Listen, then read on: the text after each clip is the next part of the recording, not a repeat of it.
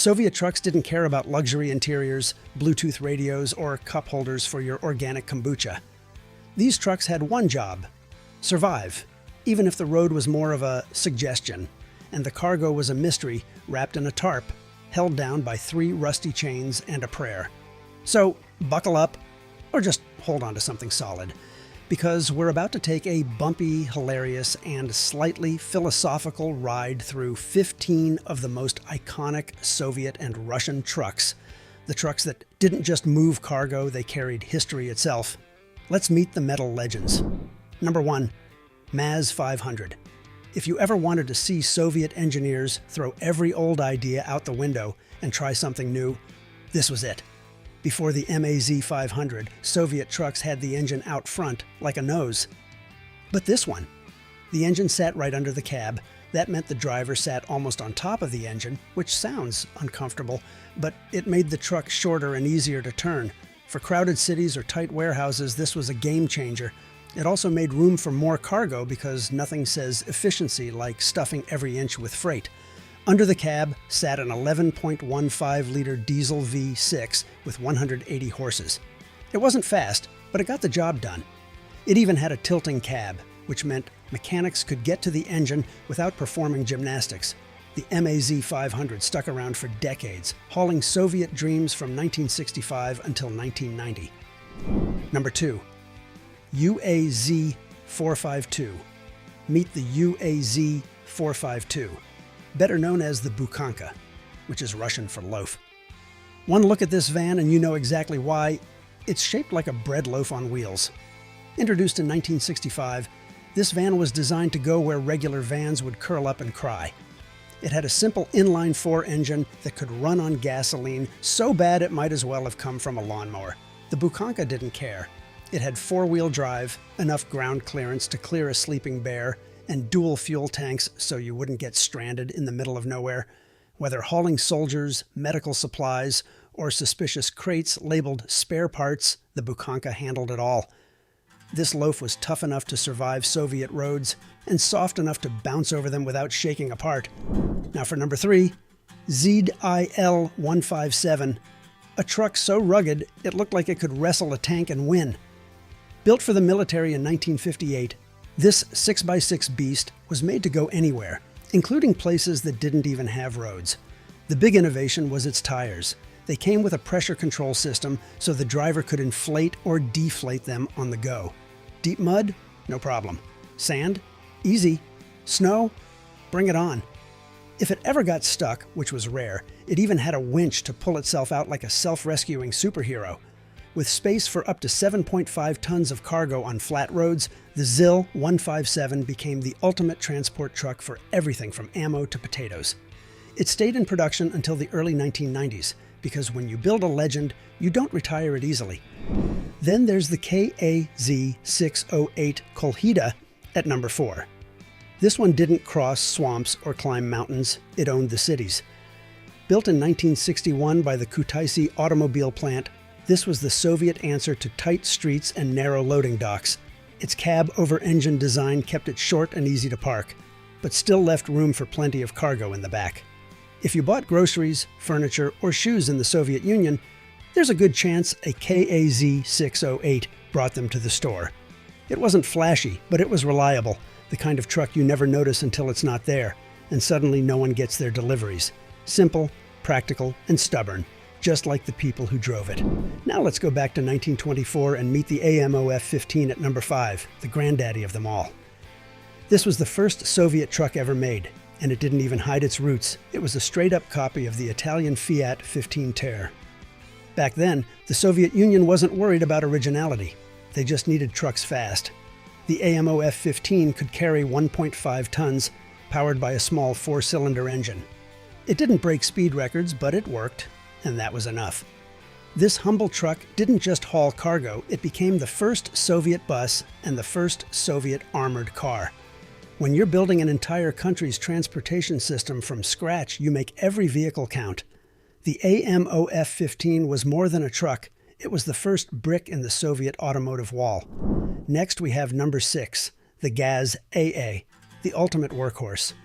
Born in 1932, This truck was a shameless copy of the Ford AA. But like everything the Soviets touched, they made it simpler, cheaper, and tough enough to survive a war. It had a tiny 40 horsepower engine, but it could carry 1.5 tons, just like the AMO F-15. It didn't matter if the load was bricks, coal, or troops, the Gazzy AA kept rolling. By World War II, this truck was everywhere, from the battlefields to the farms. With nearly 1 million built, it became the face of Soviet transportation. If the Soviet Union had an official truck, this was it. Number 7. ZS-5. This truck rolled out of the Moscow factory in 1933, and right away it was like, give me some work. It could haul 3 tons, but more importantly, it could survive just about anything. Soviet engineers built it simple, tough, and cheap. If you gave it duct tape and a hammer, it would still run. This thing was so reliable the Soviet Army used it for everything: troop transport, towing artillery, and even turning it into makeshift ambulances or mobile anti-aircraft units. And guess what? It didn't just stay in the Soviet Union. The ZIS-5 took a world tour, showing up in Spain, Afghanistan, Iraq, Romania, even the Baltic states got a taste. During World War II, when supplies were low and roads barely existed, the ZIS-5 didn't complain. It just kept moving. That's why it earned legendary status, not because it was pretty or fast, but because it just wouldn't die. Next, we've got the JIS-51 at number 8, the truck that picked up the Soviet Union by the collar and said, let's rebuild this mess. It came out in 1946 and stuck around until 1975. That's almost 30 years of hauling, dumping, and getting into trouble. It carried 2.5 tons and had a 70 horsepower engine. Not exactly a speed demon, but speed wasn't the point. The point was versatility. Need a farm truck? GAZ-51. Need to move factory parts? GAZ-51. Need a minibus? Guess what? GAZ-51 could do that too. Over 3.4 million were built, and by the time production ended, it had basically carried the entire Soviet economy on its back. Now, number 9, the ZIS-150. This one's funny, because Soviet designers kind of glanced at the International Harvester K7 and went, that looks nice, we'll take it. The cab was almost identical. The rest? Pure Soviet muscle. Under the hood, it packed a 5.6-liter inline-six with 90 horsepower and could haul 4 tons. It came out in 1947 and worked non-stop for a decade. Factories, farms, military bases, it showed up everywhere. More importantly, the ZIS-150 wasn't just a truck. It was the blueprint. Every Soviet truck that came after owes something to this beast. Number 10. ZIL-130. If the ZIS-150 was the blueprint, the ZIL-130 was the masterpiece. Released in 1962, this truck was so good they kept making it until 2014. That's over 50 years. You probably recognize it: a blue cab, white grille, and an attitude that screamed, "I'll haul anything." It had a 6.0-liter V8 pumping out 150 horsepower and could carry 5 tons without breaking a sweat. It wasn't just tough, it looked good doing it. Compared to its boxy ancestors, the ZIL-130 actually had some curves, and it could work in freezing Siberia or the burning Kazakh desert. Over 3 million hit the roads, and half of them probably still run today. Number 11. Kraz 255. Need something bigger? Meet the Kraz 255, a 6x6 beast built to laugh at mud, sand, and swamp water. Produced from 1967 to 1994, this truck was born for trouble. With a 14.9-liter V8 and 240 horsepower, it carried 7.5 tons without flinching. Military engineers loved it because it could haul bridge parts, construction gear, and whatever else they threw on its back. This wasn't your city truck. This was the truck you sent into the middle of nowhere and trusted to come back. Sometimes it didn't, but that's because it was too busy building a bridge somewhere. Number 12. Gaz-66. If trucks had nicknames, the Gaz-66 would be Shishiga. That's what everyone called it. Built from 1964 to 1999, it was small but had 4x4 magic in its veins. It had a 4.25-liter V8 with 115 horsepower, carried 2 tons, and had one mission: go where no truck had gone before. Short wheelbase, cab over engine, and the kind of suspension that made potholes cry.